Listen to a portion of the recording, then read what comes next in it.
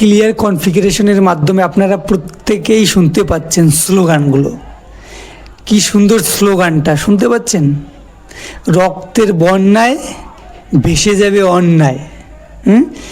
কথায় কথায় বাংলা, স্যার বাংলা কি তোর বাপদাদার, মানে স্লোগানটা বুঝতে পারছেন, মানে কোন লেভেলে চলে গেছে। হাতে মশাল নিয়ে রক্তের বন্যায় ভেসে যাবে অন্যায়।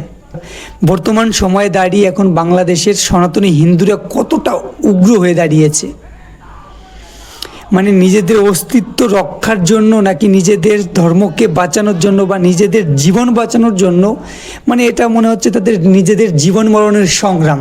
1971 সালে যে সংগ্রামটা হয়েছিল তারই একটা প্রতিলিপির ছবি মনে হয় যেন এখন ভেসে উঠছে। রক্তের বন্যায় ভেসে যাবে অন্যায়। কি অন্যায় হচ্ছিল তাদের সঙ্গে, যার জন্য এরকম ধরনের প্রতি উত্তরে তারা মাঠে নেমেছে। তো এটা নিয়ে আপনাদের কি মন্তব্য অবশ্যই কমেন্ট করে জানাবেন। ভালো থাকবেন সবাই, সুস্থ থাকবেন।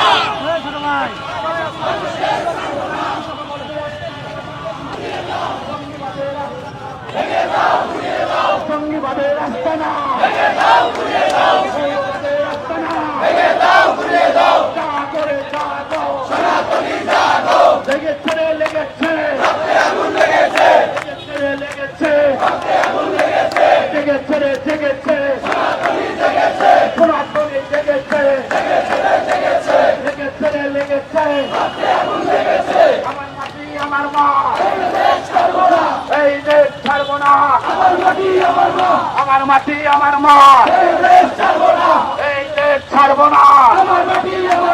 আমার মাটি